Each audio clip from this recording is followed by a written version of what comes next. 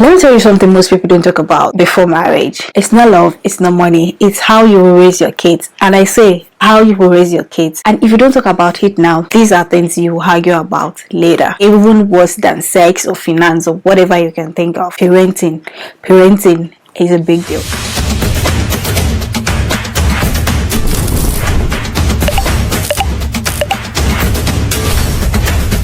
Hi guys, you're welcome back to my channel. My name is Adifemi, your safe space for real conversations on life, motherhood, faith, and growth. Do not forget to click on the subscribe button and you're welcome. Today we're talking about something every couple needs to discuss before saying I do, and that is the big topic: parenting, fatherhood, motherhood. It's not a work in the part. And why is this even important? Why does it matter? I just discovered that many couples assume that we are on the same page. I also made that mistake. Until the baby arrives, everybody's happy. That's when you hear things like, "That's not how I was raised. You are too soft. You are too strict." And suddenly love turns into tension, constant arguments, and it just seems like there's someone playing the blame game. However, here are some powerful questions that I feel would help you to ask your partner before you say I do. This video is not going to be structured in any way. I've had to go away for 3 weeks, and I've just come back. The way my husband handled everything, I was so impressed. I was so happy. I was just so thankful for giving me such a wonderful man. I was so happy. How far we've come in this parenting journey, and how easy or hard it has been. What I could have done better when I was cutting my husband. So we do counseling, right? And some of the questions they asked us was, we talk about children. I want to say this: no matter the conversation you have with your partner before you get married, I don't think parenting conversations, even if you have it, because you don't know the kind of children you would have, it might be a bit hard for us to talk about. When we were given that task during counseling to talk about what kind of parent we're going to be if we want kids, we just kind of talked about it, but then it was more like, are you going to be strict? Are you going to be a disciplinarian? We didn't even know what kind of questions we're supposed to ask each other. We are from two different backgrounds on its own. My husband is Macedonian, I'm Nigerian. So our perspective to life, it's a bit different. It wasn't a conversation that we actually had in depth. But then when we started having kids, we started arguing a lot. One, my husband is a very knowledgeable person. And when I say knowledgeable, he's extremely knowledgeable about, a little bit about everything. Started having lots of argument that we never had on a normal day. If we have a fight, it will either be because of a child.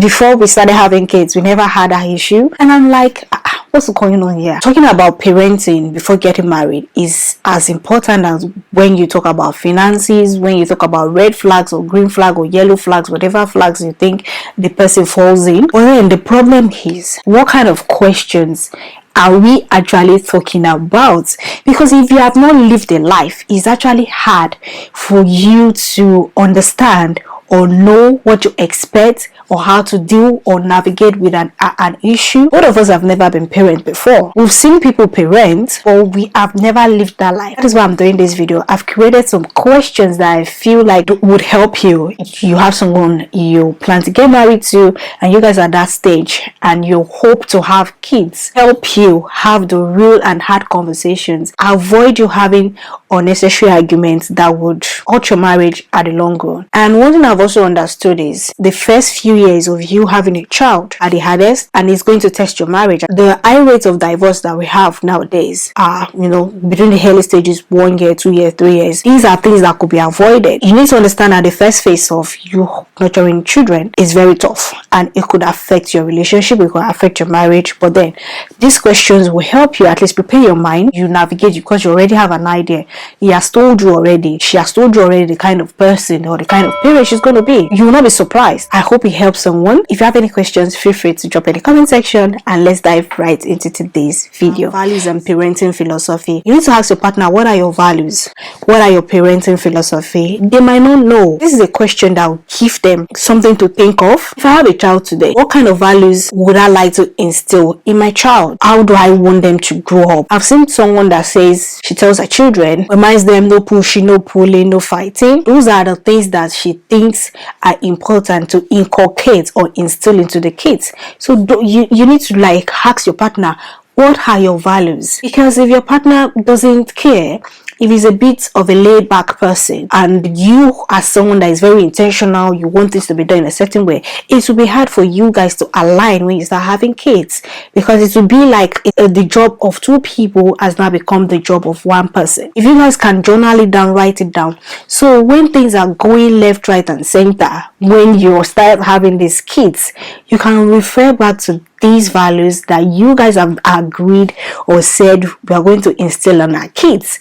You can refer back to them, guide you to not lose track. What does raising a good child mean to you? If they've come from a very dysfunctional family, these are questions that might be hard for them to answer. For me, raising a good child is you having a good character outside. Training a child is not easy, and I rely so much on God, because I feel like I might not be able to do it, but God can help me. I want my child to be kind. I go to nursery to pick him up and they say he pushed or he bites someone. I'm going crazy in my head. After I've corrected him, I go back to God to say, God, I want my child to be this and this and that. I want him to be kind. Do you want to raise a bully? If the father himself is a bully or the mother himself, they are bullies, what kind of child do you think they are going to raise? So this is the question that you need to ask them. How were you raised and what would you keep or change? Someone that has come with so much baggage, it's either they consciously or unconsciously carry that baggage and train it in their instill it in their children, or I've seen this thing in my parents and I don't want to repeat it. Do you believe in strict parenting, gentle parenting,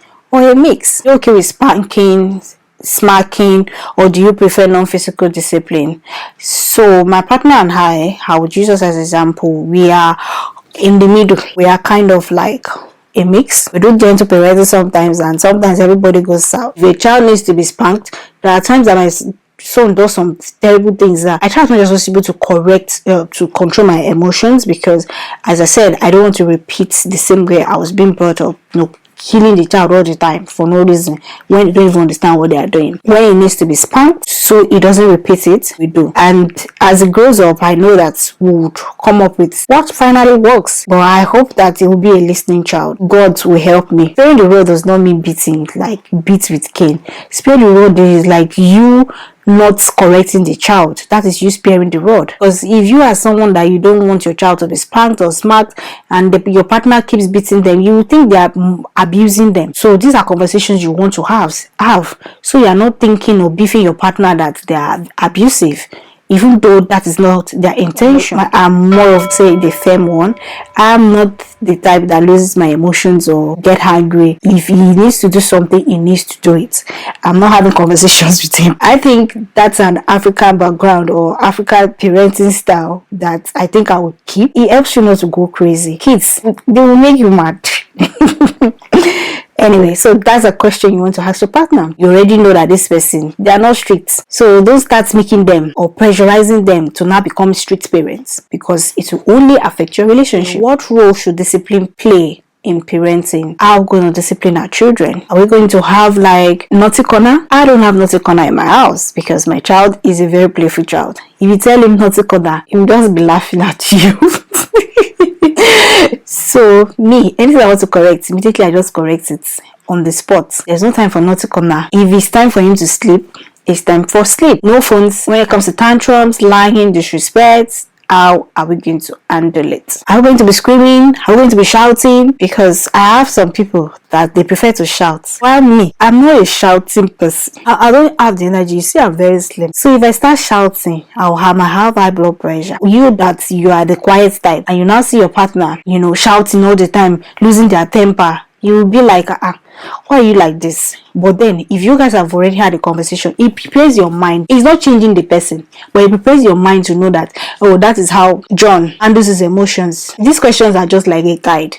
Nothing really prepares you for when the issues arises. You're just going to navigate life as it happens. How do we stay consistent in discipline as a team when daddy smacks the boy? Are you the kind of mom that now says, that's too much now, take it easy on the child? Or you would allow the punishment to go on, then you now finally have a conversation with your husband. They are seeing things. When I'm arguing with my husband, we are arguing because of him, but my son now started doing like picking us like that is probably the way it sounded in his ears, like, why are all these people always shouting? If one person is going mad, the other person is calm. You don't want your children to be picking bad behavior from you. They listen. They know as small as they are. Consistently discipline your children as a team. So what happens if you disagree in front of the child? This is one place that I'm just praying that God would help me. I don't know the time and place. I just want to get it out of my chest. Are we going to be that parent that if we disagree, we are washing our dirty linen outside? When people say, oh, they've never heard their parent fight, I'm like, God help me. Oh, I want to be that parent too, that my child will say, they've never heard of mommy and daddy fight. And then when you see yourself in your child and you're like, and he say, you have to turn out to way. You cannot be like me. Stuff. That. How do we want to handle our child's emotions when they are crying, when they are angry, when they are anxious? My husband is a bit of a softie. I don't want him to cry. And I'm like, if he didn't cry, we will not bring him home. Let him crying now. You need to even check what kind of cry is it. Is it the one that is bringing water? The children are very cunning, or the one that is just dry because they want to have their way. And these are small things that cause arguments. If we have talked about it, no phone, this is the reason why children will cry, they would be anxious, they will be hungry. It's normal. Should children always be allowed to express themselves freely? How will we build a safe and open environment for our kids? Ask your partner, is it the kind of house that children can be seen but not heard that you want to have? Or the kind of house that even though they make mistakes, they have a place to always come back to? That's the kind of child I want to raise. You will always be loved. No matter your mistake, no matter your error, no matter what happens outside, you will always be loved. And I pray that, consciously or subconsciously, I don't repeat the same mistakes my parents did with us, and I'm able to have that child that can freely express himself, or at least even if they cannot tell me things, there's someone they trust that they can at least express themselves to. It could be my partner, it could be a family member. How involved should we be in their personal struggles? Friends, school. I'm so thankful. If there's anything I'm thankful to God for, is that my partner is a very present person, is a very present partner. Husband is very intentional. He knows about how to bait a child. He can bait his own child. He can look after our child. I don't have a problem. The only problem I probably have is miss and match clothes, because he knows about all these things. If I do things in a certain way, my husband thinks I've done it wrong. Not every partner will be like my husband that is very present, and not because they are bad or they are not good people. It's just who they are. Even in my own life, he's very present. You try potty training our child, I would say my husband is more maternal than I am. If they leave so many milestones to me, probably our child will not meet up. My husband buys books, teaches him how to talk. I'm just grateful to God. It's the balance in our home. You need to have this conversation. How involved are you going to be in their personal struggles? Friends, what kind of education are we going to have? So now I've understood something, that there's something they call private independent schools and all that. Yeah, I didn't even know there are things like that. I just feel like all the schools in the UK are public schools. There's private, there's independent school. And I'm thinking, it wouldn't be bad if our kids go to a Christian independent school. But looking at the price, a bit expensive. And having that conversation with my husband now, that I think our child should go to a private independent school, is like bombastic side eye. Why? What happened to public school? It's also expensive.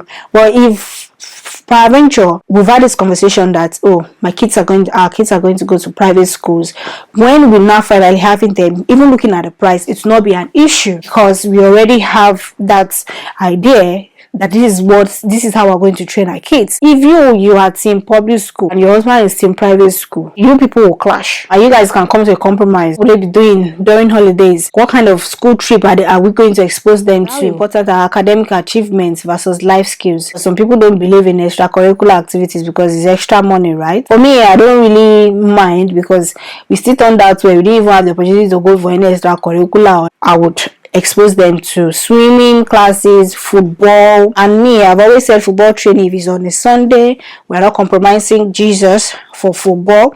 If God has given you the talent, as wants you to actually train and be scouted to go better places with your sport, it will not happen on a Sunday. Music, whatever it is, I see that you have an interest, I'm going to nurture it. And God help us to have money to sell them on nice camping, school trips, and things that will just help them to develop correctly. How much screen time is acceptable? Are we giving them phone? At what age are we giving them? The only reason why my child does not have a tablet right now is just because I have just been the one to say no. Left to my husband, they will have bought him tablets by now. If he's outside, The child wants to explore his surroundings and run everywhere. My husband does not want him to run everywhere. They won't say give him phone. And I'm like, this screen time is too much.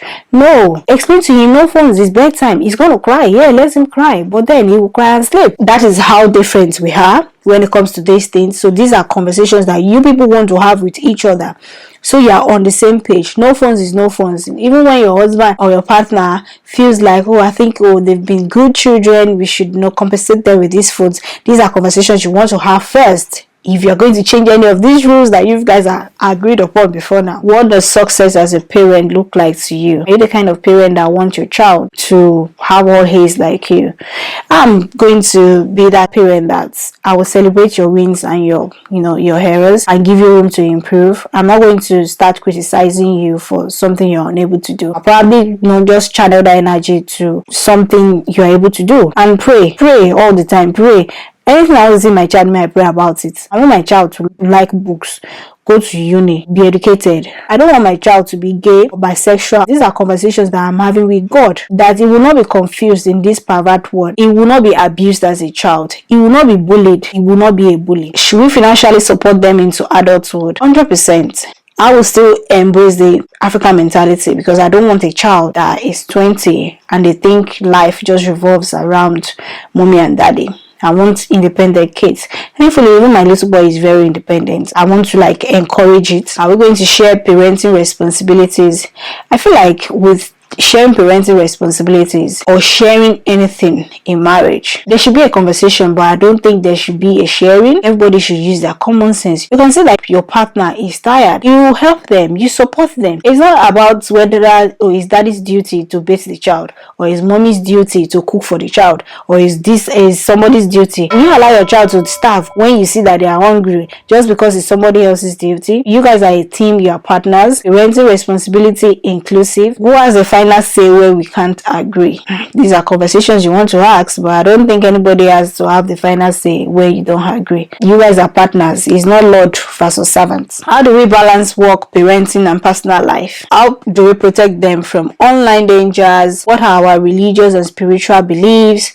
Are they going to be going for Bible school? Who takes time off when the child is sick? What are your thoughts on diet, nutrition, and health? What fears do you have about parenting? How do we ensure our kids feel loved and secure? We protect our relationship while raising kids. As I said at the beginning of this video, earlier parts of you forming your kids, of you training them, are the parts where it affects your relationship so much, and I feel like we don't really talk about it. One thing I've discovered is it's just a phase of you raising and nurturing your children, and you want the best for them. It might affect your relationship in certain ways. Maybe you are not that intimate with your partner. Recently, my partner and I were a bit like this, and that's not because we wanted to be like this. It was just because we have a toddler sleeping in our middle. But thankfully, miraculously, he was able to transition. It was not even a transition. It just happened one day. Cold turkey, we put him on his bed and he slept. He wakes up through the night, but then it wasn't dramatic. Rock him, put him back. And now I would say my partner and I become closer, understand that it's a phase. Instead of you guys arguing or feeling like you are falling out of love,